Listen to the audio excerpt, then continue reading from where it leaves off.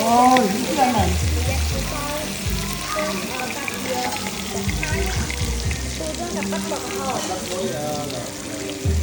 Giờ đi rộp hết rộp vào là.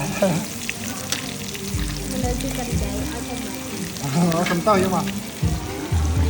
Lâu với một cái gì chứ nói cái này không có giường hay giường chăm nhầm.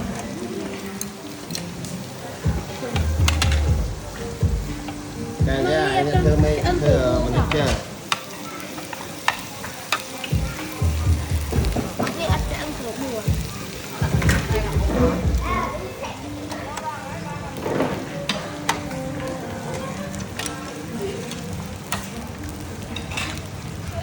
Nên cái con đấy. Cái